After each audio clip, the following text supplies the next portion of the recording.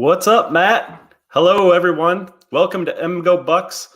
Matt, it's a huge weekend for the Buckeyes. Are you nervous?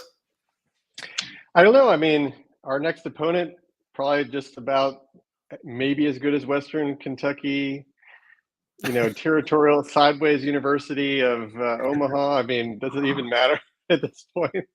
I was going to say, though, before we even get started getting into matchups, one of the funniest stories I heard in a while, our strength coach, Mickey Marotti, got a sideline warning in the game last week and had to run laps in practice today. Oh, that's hilarious. What did he like enforce that on himself? No, Ryan Day did. How many do we know how many laps was the guy sweating? No, we don't know how many laps, but I thought that was pretty funny. That is pretty funny to have the actual strength coach doing that. My gosh, that's nuts. But hey, we have so many stories to get into. I don't even know where to start. What do you want to get to first? Well, obviously it's a big weekend, and I want to know if you're nervous. We don't have to get into that just yet, because I actually want to talk about the JJ McCarthy meltdown first. But I want to know if you're nervous, because this is the biggest weekend we've had so far this year. And I was looking through the list. Ohio State, Notre Dame is still the biggest game, but there's a lot going on. But I don't think that I wasn't feeling nervous for the. I'm never nervous for the Buckeyes, because I always kind of want them to lose. But against Notre Dame, I'm in this weird pickle where I don't really like. I think I actually want Ohio State to win more than I want Notre Dame to win. But yeah, I'm just interested to hear if you're actually nervous at all. I'm not nervous at all for this game, not because I think we're definitely going to win, but just because Michigan's the only game that I ever get nervous for, just because there's so much riding on that game. Yeah. That's the only time I ever get nervous about a game. But as far as the stakes go, the funny thing about this year is it's actually more important, in my opinion, to win this game than it is to beat Penn State or Michigan, as long as we win one of those games. Because if we lose this game, we're almost definitely out of it. I mean, it's really difficult, because even if we beat Michigan and Penn State, which is a tall order, and go undefeated the rest of the way, we could easily be left out of the playoffs. Possibly. If Notre Dame wins out. I mean, Notre Dame would have to lose twice then, because they're going to get in. They're going to get a spot, and then you're going to have like Georgia, and then the winner of the Pac-12, because the Pac-12 is amazing this year, so Washington's in, and then we're going to have what, Texas or something. Like Ohio State would be out if Notre Dame runs the table then. I mean, Notre Dame loses one time.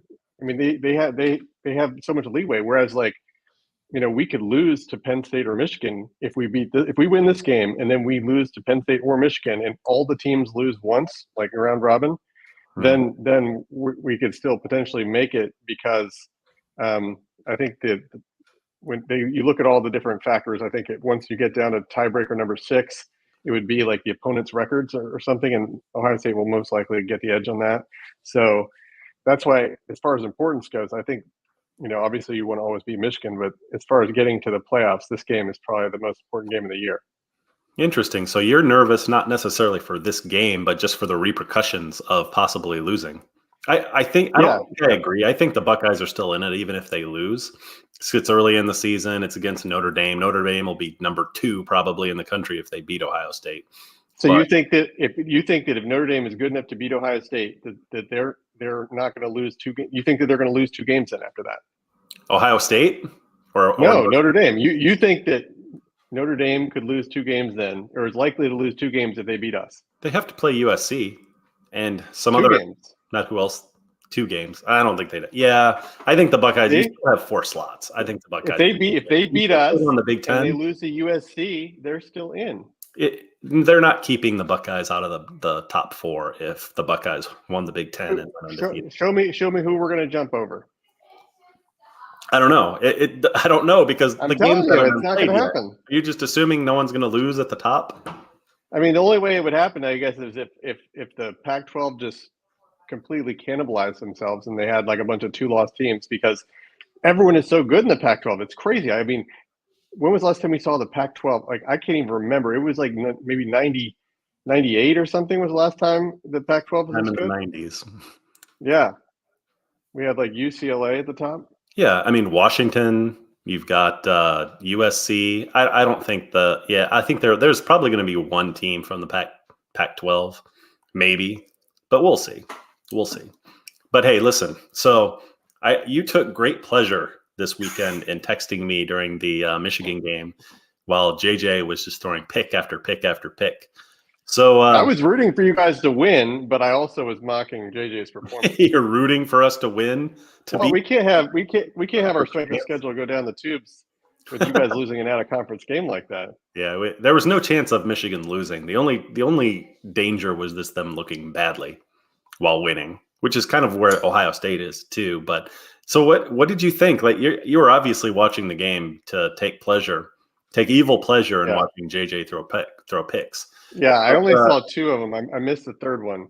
So I went back and saw it, but so you apparently they were pretty bad picks. So it's just weird that's just how bad BG is on offense and how good the Michigan defense is. The fact that you can have 3 turnovers like that and it doesn't even really matter. Yeah, definitely. But what do you think about JJ though? I mean, what does that mean for JJ from your perspective? I mean, he obviously shat the bed against TCU, so he's got like that in him to just at any point implode for no reason whatsoever. But what do you think? But he also went to Ohio State as a true sophomore and beat the Buckeyes, throwing 3 touchdowns and running for 1, and seemed to be the man at that point. So, like, what is your view on JJ? My view is that I don't think that JJ has been the reason why we have lost to Michigan. I mean, he made the plays he had to make, but the biggest reason we lost the game, the last 2 years was number one. Biggest reason was our defense was trash. Since 2019, our defense has been trash. That's reason number one. Reason number 2, your offensive line has been absolutely dominant. And then reason number 3, your defensive line has been really good too, especially 2 years ago. But last year was really good as well. So, I mean, and everyone just focuses on the quarterback and the running backs. But, I mean, your offensive and defensive lines have been better the last 2 years. And that's why you guys are winning, not because of the quarterback. Yeah. I mean, your lines have been sick. And that's why I'm not as worried, I'm not concerned about like your offensive yards and your defensive yards. The thing that I'm happy about this year is that I see that stud center that was just totally wrecking us the last year is gone. That was like the best transfer portal pickup in the history of transfer portals outside of maybe Justin Fields. And really, he was just amazing. Like your running back wasn't, making those big plays. Like your center was blocking 2 of our guys, and like anyone could have ran through that hole. I mean, granted, you have to be fast enough to make it all the way 80 yards, but I mean, your center was a beast. And this year, you guys aren't having like the crazy holes like you did, last year. You returned a lot of the offensive linemen, right? But your best one is not back. Yeah, the Michigan line. Actually, Drake Nugent, I think is his name, our new center. He's actually really good. So I think he's going to turn out fantastic. He's been blocking great. I think there's maybe some not such great. I mean, your run blocking has been bad then, or something, because your running backs aren't getting good average. But it's difficult to tell because I keep like giving both Ohio State and Michigan a pass during these games against teams where they may not look as good as you think they should. Only because the coaches, when they have a game they know they're going to win, they tend to work on things, right? I mean, they're going to work on things. Yeah, but against bad teams, you should still be able to run. Yeah, they do. But Blake Corum has been able to run in every single game. I think you're probably thinking more of Donovan Edwards, not after having that massive game against Ohio State. Yeah, well, I mean, I'm just looking at your team rushing yards per carry hasn't been good the first 3 games. I mean, this last game was probably the best one, but there's also a reason. There's also a reason for that, though, because Michigan runs even when they don't need to run. That's just like their offense. And did that slow them down last year or the year before? They've been letting JJ unleash. The first 2 games were fantastic. He was going to be the Heisman. He was going to be in New York after the first 2 games. But he was hitting a high completion percentage, but I don't think he was like his yards per attempt were not like exceedingly high, and he wasn't throwing like a ton of. A lot of NFL throws in there. A lot of over 10 yards fitting into tight windows.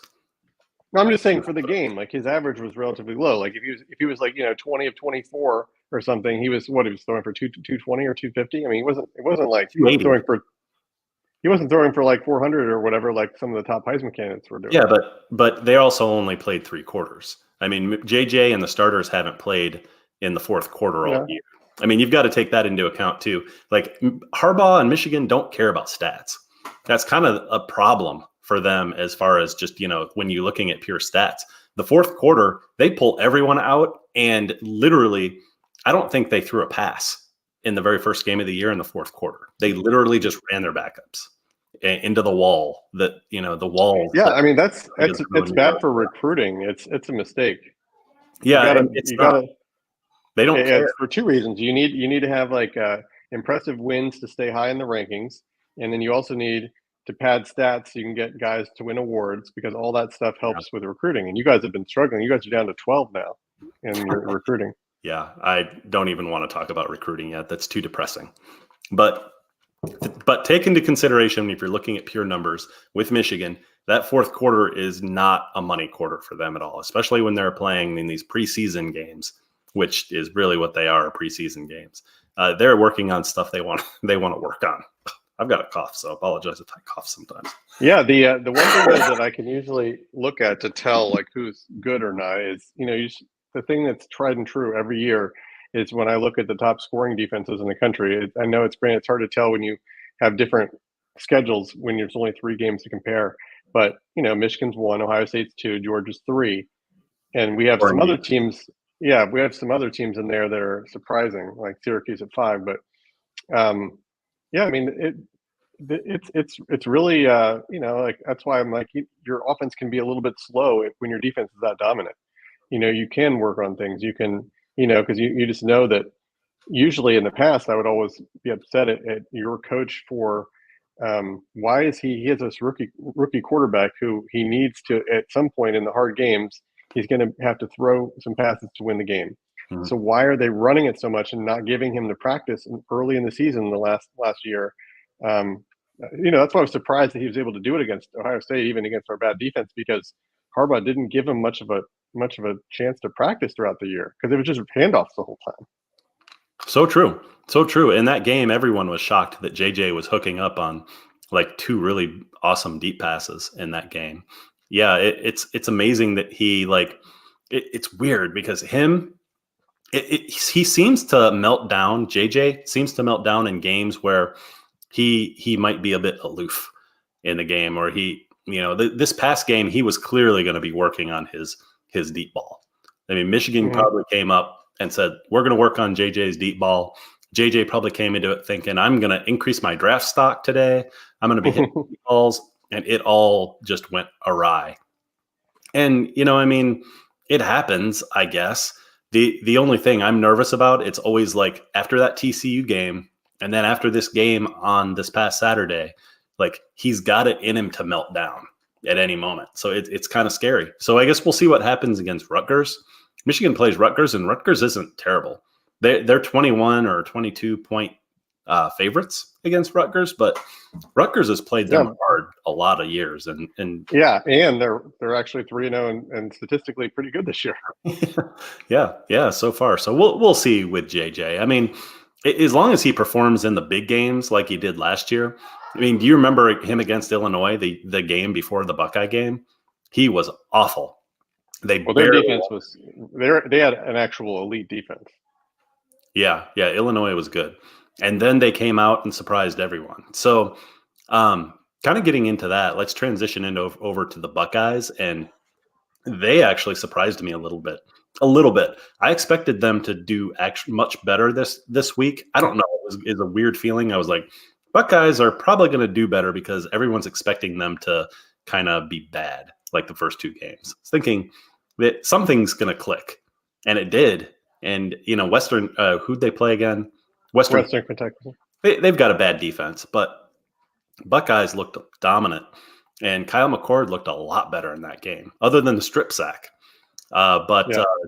He looked much better in this game. So that had to have been probably some encouragement going into this Notre Dame game. Yeah, I mean, the thing that I was excited about was just, there was it was just dominance like on every single aspect of the game other than special teams, which we just don't do. For some reason, we don't even try to do punt returns or kick returns anymore. Like, it's just awful how bad those are. I mean, and they've been bad for a long time. But as far as the offense, we're throwing the third string running back, and he's going to get a 40-yard touchdown. And the funny thing is, you don't get like TreVeyon hasn't been able to get huge stats yet because we've been rotating our running back so much because they were probably freaked out from last year because our top 4 guys got hurt. So we're like, okay, we're gonna in these early games we're just gonna not worry about stats, and we're gonna put in everybody, and so everyone is doing great. And the offensive line was sort of struggling a little bit with run blocking the first couple games. Mostly, I mean, the first game, everyone, just like the whole offensive line was just pretty much just terrible that first game. And, you also had rotating quarterbacks and stuff. And we finally got a little continuity at quarterback. I don't know if that helped, but, obviously I don't think Western Kentucky, I mean, they had a really good offense coming in, and I think they won 9 games last year. They were the only passing offense ranked higher than Ohio State last year. So they had a legit offense, but their defense was just awful. So it's really hard to tell how you're doing. But like, I was just happy with the all around performance. With our defense was making big plays, our offense was making big plays, and they were quick drives too. Like it's with the new clock rules, it's hard to get that many points. So your whole team just has to be firing and on all cylinders. And we seem to be clicking at the right time for this matchup. And I mean, they obviously have a super experienced quarterback at Notre Dame, and they have a running back that's one of the top in the country right now. So it's I've been looking at ratings back and forth, like which position groups are better and everything, and they have the better offensive line, the more the better quarterback who's super experienced. But a lot of people are saying that our running back room is better than theirs, which might be true because we have so many talented running backs, but their running back has been a stud.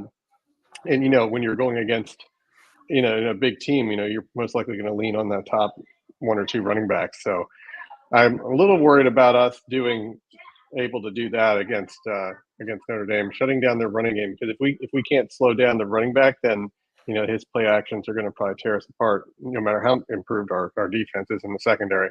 But I mean, overall, our defense, I'm feeling pretty good about the defense. It's just, can we really slow down a stud running back? And hopefully we can. Well, yeah, that'll be the key. The defense, speaking of the defense, I mean, they looked good at this time last year, right? Jim Knowles knew our defense hasn't looked good at any point in the last, let's see, 2020, 2021, 2022. Oh no, better last year than the year before. You're forgetting what it looked like at the beginning of last year. It looked good, and especially against Notre Dame. Was it the first game of the season last year, Notre Dame, or was it the second? It was the first. Maybe it was the second. It was early. It was real early, but the defense looked good. The running game looked good. Like everything was kicking against Notre Dame last year. Now, granted, Notre Dame JSN got hurt right at the beginning, so that screwed things up. Well, not really in the Notre Dame game, maybe for the season, but the defense looked. They were stopping Notre Dame, but we didn't know Tyler Buckner, and who's the coach is now at Alabama. Oh yeah, Tommy Rees. He's terrible. Yeah, how against can anyone see the Notre Dame performance on offense last year and be like, I want to hire that guy? and Saban, of all people, to make such a dumb decision. It's just beyond me. Let's hire Tommy Rees and bring Tyler Buckner with you. What a disaster that is. I mean, how bad does your quarterback room have to be able to think that's a good idea? That's looking like a bad idea now. But back to the Buckeye defense. I mean, they looked good last year. And then they just started to show like who they were later on once they started playing better competition. And I'm always harping on JTT and Jack Sawyer because they were high 5-star players, both of them. I think both of them were a top 5 overall recruit in the year they came out. And it, I mean, they had to have had some sacks in the last game, right? I wasn't paying attention. Sawyer, they both had like sacks. They had no sacks, but they both had a ton of tackles and pressures.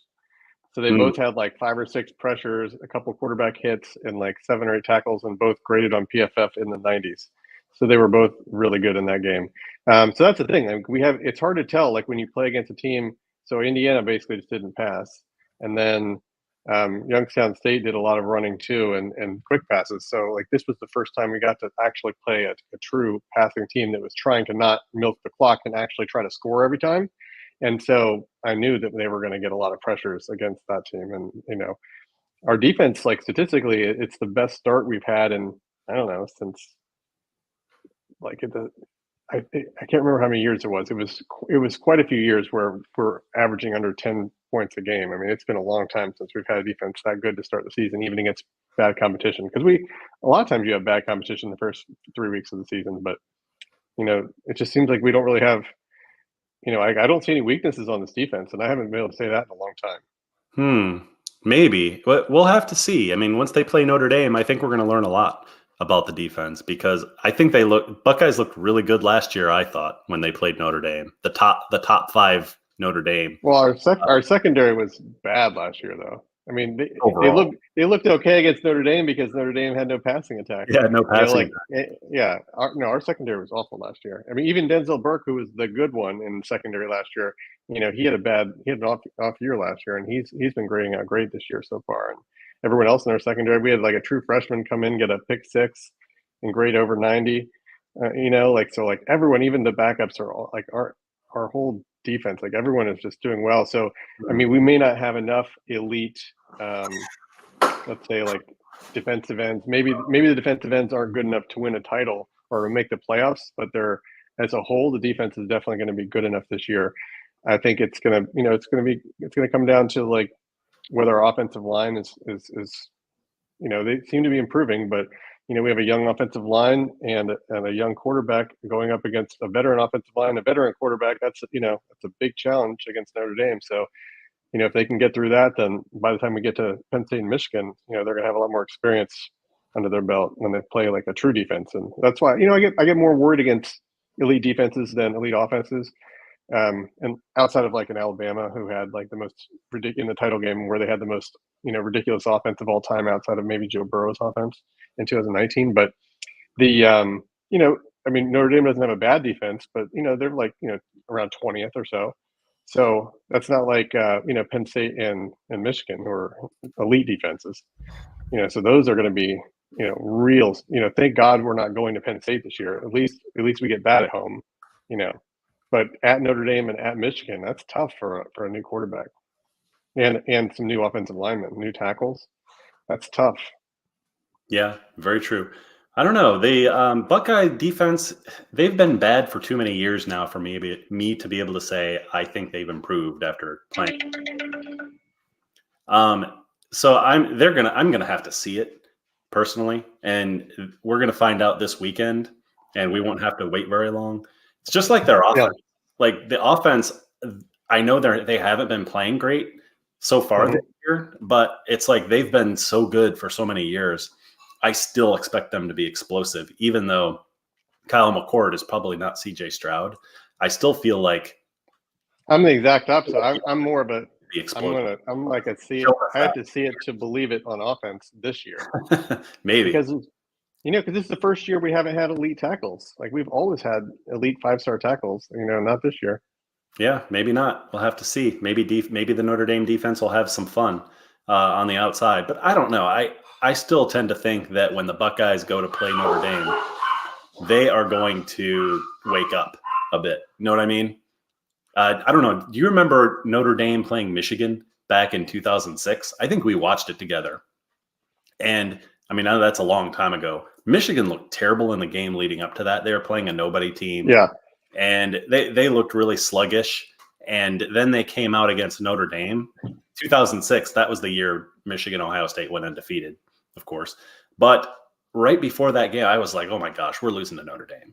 And that's terrible to lose to Notre Dame. It's like literally the worst thing you can worst team you can lose to is Notre Dame. Aside from Appalachian State.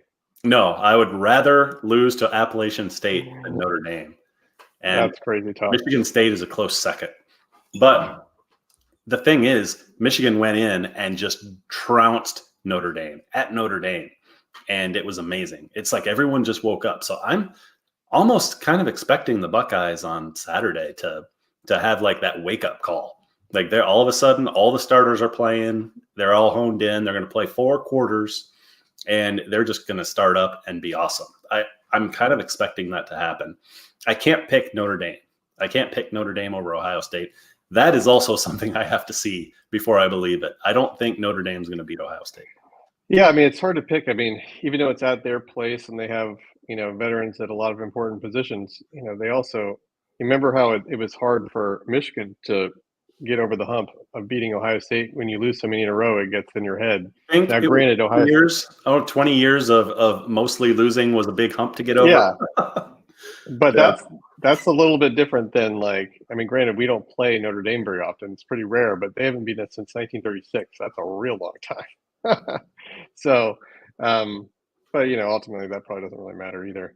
It's just come down to, having that veteran quarterback, and it's a home game and a veteran line. I mean, that makes all the difference in these types of games. So, it's just, if our line can step up and be average, I think we'll have a good chance. That's my only concern is the line. The Buckeyes are definitely in danger. You know what I mean? Like, I mean, they are. I didn't feel like they were in danger last year at all, but this year because of Sam Hartman, that's the heat. That's probably that was a huge pickup. He's been great. Buckeyes are definitely in danger. I'm not picking against them, but I mean, I also wouldn't be surprised if they lost a game, just based on some of the past. And also, I'm wondering about their defense. I think they're going to be tested in this game. They were not tested last year against Notre Dame for obvious reasons, Tyler Buckner. But this year, they're going to get tested. So we'll have to see what happens. I don't think so.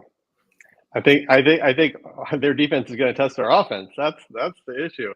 We'll be texting. I mean, I'm not saying we're going to shut them out or anything. I'm sure they'll get 20 to 25 points, but I don't think they're going to be getting into the 30s.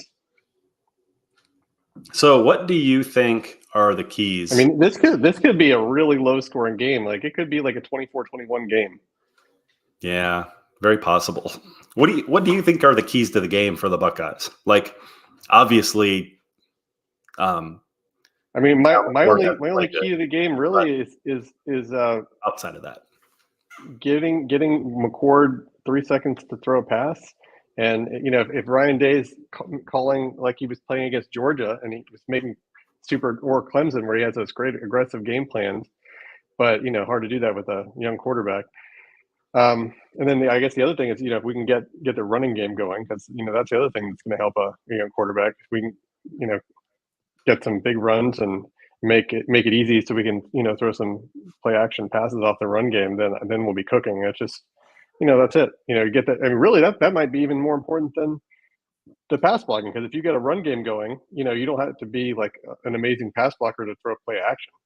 I totally agree with that. That was my key, is the run game and TreVeyon. Yeah, and that's really. I think it's going to be the we have these passing attacks that are amazing, right? But like it's going to probably come down to which team can stop the run. So Notre Dame has the better running back. We have the better running back room. Who's going to run the ball better? And whoever does, it's going to open up everything else. And that's what's going to come down to. And yeah, I don't know. I don't know if our defense is going to be, usually we're pretty good against the run. So, this year I think they'll be okay. But it's a big test against that running back. Yeah, I mean, Ryan Day's offense couldn't live with the pass, even with C.J. Stroud, at least against Michigan. They could with every other team, but even other teams made it difficult. They're going to have to do it. I mean, I think the running game is definitely going to have to pick up, and it's got to be with TreVeyon. I did notice that TreVeyon did better. He had over 100 yards. He had explosive plays in the last game. He hasn't been showing that. And that was like key for that to pick up. Well, he's been explosive all year. He just hasn't been getting more than 6 to 10 carries. So he's been good all year. Yeah. But Chip, Chip is also really good. Yeah. Amos Automotive. Yeah, definitely. Well, Trey does well against good defenses when he's healthy. He just wasn't healthy most of last year. So last year was just a completely write-off. Like no one was healthy in the running back room last year outside of Chip when he came in. I think that's the combo, right? So it's Chip Trainum and TreVeyon Henderson. If those two guys, I've when they're healthy, I have a lot of confidence in those guys. I think they're both running really hard right now, and maybe we can even get them involved in the passing game a little bit. I'm wondering if Mayan Williams is a little bit dinged up because he was a stud last year when he was healthy, and Yeah. he hasn't really done anything this year. So I don't know if he's injured or what his status is. Mayan was a closer. He was a closer last year against Notre Dame and against Wisconsin, I think. Yeah. Wisconsin. Yeah. Total closer. Yeah, absolutely. Yeah. Trey made his name off of having big games off of bad teams. It is true. I mean, he did have a lot of big games against bad teams.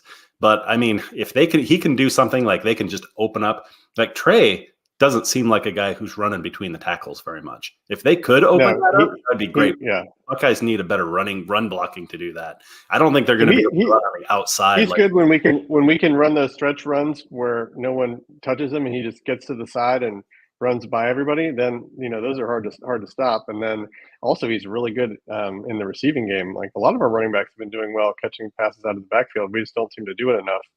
That would be another thing that they could really do well with. Offensively, because that's just such a hard thing to stop when you have a good pass catching running back. So, correct me if I'm wrong. Kyle McCord is not fantastic against the blitz, right? Passing against the completion percentage. No. So that would make me believe that Notre Dame is going to blitz. I'm guessing Michigan. If you noticed last year, Michigan did not blitz. CJ, except for I think one time they brought us. Yeah, he's really good against the blitz. Yeah. So if Kyle's not great, I'm guessing they're going to test the blitz on him to try and hanging him up. There's lots. I mean, obviously Ohio State has to know that, and there's lots of plays you can do, whether it's a delay handoff or screens and stuff. I'm sure they're going to come out with a lot of screens and reverses and things to play into the aggressive blitzing that they're probably going to start the game with. Unless they're just playing it. Sometimes teams will just come out at the beginning and they'll just try to do base defense, and maybe we'll get a few big deep plays to Marvin and Mecca, because those guys have been cooking too. I don't know enough about Notre Dame's defensive ends and their front four. I know they're supposedly pretty good, but I don't know. They haven't played anyone yet either, so we'll have to see. Yeah, it's a good question. That's going to be fascinating to see how Notre Dame attacks the offense. I think that Kyle McCord's going to have to be real good against the blitz to win the game. Playing at Notre Dame, I mean, he's going to have to make them pay, and they've got the receivers to do it. Just don't know if they're going to be able to pick it up. Chips seems like he's a pretty good blocker. I don't know about TreVeyon. Yeah, I mean, I feel like our only real weakness at blocking has been our tight end. He's been awful. So maybe Gee Scott Jr. will, get bumped up, because he's been a much better blocker, even though he hasn't been given the opportunity. I know Zach Smith thinks that he should be the starter, but I haven't seen him actually make the plays. They seem to think that he's the better all-around tight end, but he hasn't made any big pass plays. Like Cade Stover has made a ton of big pass plays in his career. He was like one of the best receiving years for a tight end last year in a decade. So it's not like he's chopped liver here. It's just he's been a real bad blocker. So I mean, you see a lot of those plays have been blown up the last couple of weeks have been because Cade has missed his block. Oh wow. Oh, so he's a liability in the blocking game then. Huge liability. Ooh. Not great for this game. But yeah, I really think that it's going to be fascinating to see how Notre Dame attacks them. And it's going to be real interesting to see how they use TreVeyon, because you remember Penn State, Buckeyes weren't doing great last year against Penn State, but then they opened up a lane and TreVeyon was gone. I'm predicting that TreVeyon is going to have at least one big run and for a touchdown, because you can't catch him. But yeah, I'm sure he'll have a couple, because he's going to probably get a lot of carries in this game. I think they're going to go run heavy against, at least until they get a lead. Yeah. Yeah, very true. Very true. That's awesome.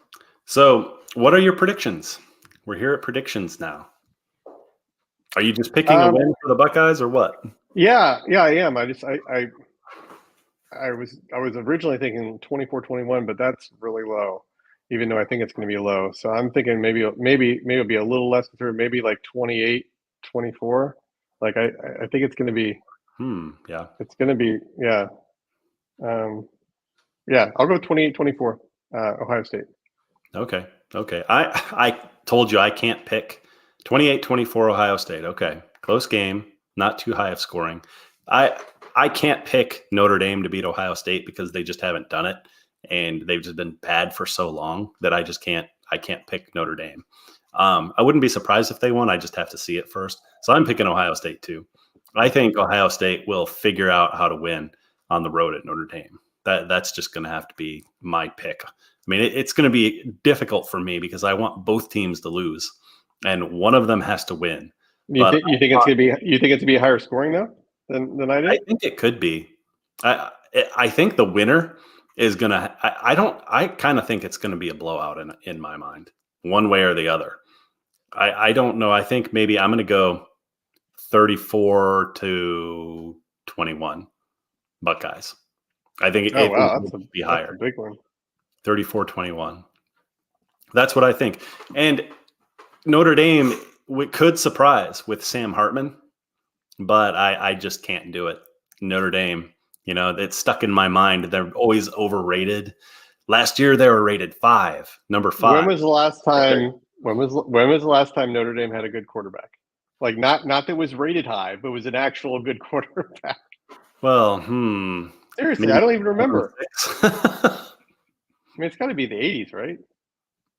No, they had the one dude from Ohio who's on Fox Sports now. What's his name? I'm drawing a blank now. Brady Quinn was. Yeah, he was overrated though. I mean, I guess he's the best they've had in a long time. Outside of Brady Quinn, and even he wasn't elite. He was good. He's probably a little overrated just because he went to Notre Dame. But like, I don't remember him being like elite. Like, he's just like one of those teams, like where one of those players where Notre Dame won a lot of games. He happened to be the quarterback. I don't think that he's definitely the best quarterback they've had in the last 20 years, but he definitely, I don't think, was elite. They haven't had an elite quarterback since the 80s, I don't think. Notre Dame has picked up a lot of elite recruits at quarterback. Yeah. They've just all been yes, they have. They've had tons of 5-star quarterbacks who've been busts. Tons of them. Yeah, exactly. All right. Well, sounds good. I think we're going to close this out then. Well, awesome. Thanks for everyone for joining. Wait, did you want to quickly go over the top 25? Just any thoughts you had on that? Any thoughts on top 25? Michigan is at number 2. How do you feel about that? Georgia at number 1, Michigan number 2. It's not going to be that way after this weekend. Yeah. So in general, like, I know some people say that we shouldn't even have a ranking at the beginning of the season until they've played like 5 or 6 games. I'm fine with having the rankings. I just get annoyed because people put too much weight after the season has started. People put too much weight on what their pre-existing rankings were before the season even started. And like, we actually have results. Like, why, to me, the thing that's crazy, why is Oklahoma getting no love? I mean, they had like 5 interceptions last week. They're blowing a lot of people out. I mean, scoring crazy amounts of points. I mean, I guess people just think that, this is just a Lincoln Riley team that scores a lot of points and has no defense. But now they have a defensive coordinator who's their coach, in Brent Venables, and now their offense is good and they have a great quarterback. So if they can actually get that defense, even average. I mean, how many national titles do you think Oklahoma would have won over the years if they had an average defense? Not even a good one. A lot. So that's interesting. There's a lot of teams like that. This is one of the most exciting years in general for me, where it's it's so hard for me to tell who's going to be good. I mean, look, Oklahoma is 16. They could easily win it all, and they're 16. And when was the last time you had 3 weeks into the season, the number 16 team has a legitimate chance to win the title? I mean, it's just crazy. And then you have like, I mean, let's go through the list and see how many people you think could win. Georgia could win. Michigan could win. Texas could win. Florida State could win. USC could win. Ohio State could win. I'm not going to go Penn State just because I don't think their coach can ever pull that off, even with the talent that they have. Before you believe it. Yeah, I'm not. Even though everyone thinks they're talented, and they still might even beat us. I just don't think that they're going to win a title. Washington, I think they could be good. I think Notre Dame could win it all, and Oregon's 3-0 and they're doing well, but I don't know enough about Oregon yet where I could say one way or the other. I think Utah, they're 3-0. They have win over Florida, which is looking better now, and they've done it with their backup quarterback, which is crazy. So like once Cam Rising comes back, I mean, granted the Pac-12 looks insane, but Utah looks awesome, and they don't even have their starting quarterback. Then you have LSU, they're 2-1. They've already lost to Florida State, but if they win the West, win the SEC, they're in there, so they can make it. That's 12. We have Bama, and so Bama hasn't looked good, but their only loss is Texas. If they win out, obviously they're in. Then we have Oregon State at 14. DJU, and they're actually playing well. They did surprisingly well last year. They were a top 10 team. How far do I have to scroll down here? Like I don't have faith in I'm starting to get to the point where I'm losing faith in teams. So we're at 15. We have undefeated Ole Miss. I don't, they're a good team, but I don't have any faith that they could actually. I don't think that they could make the. I don't think that they could even make the playoffs. I think Oklahoma could win it all. North Carolina, I don't think has played well enough. They're 17. Duke has played surprisingly well. Are we in a year where number 18 Duke can make the playoffs? I mean, we had TCU last year. I mean, I'm not saying, but they have a dual threat quarterback who's really in a nasty defense. I think Duke has a better chance than some of these other teams. Miami is somehow playing really good. They got rid of that Michigan offensive coordinator who was trash, and now all of a sudden they're good again. This is the best Miami has been since 2002. Then you have Washington State. They beat Wisconsin. They're number 21 and undefeated. UCLA is undefeated, 22. UCLA. So what do we have to get to? Down at 22 and undefeated. Wow. Yeah. Iowa's 24 and undefeated. I don't think they can win, but they play Penn State, so they're going to lose. So Tennessee just lost to Florida, so they're most likely out, right? So I guess we can go all the way down to 22 and have a semi-legitimate chance, whether it's 21 or 22 at Washington State or UCLA, undefeated, both playing well.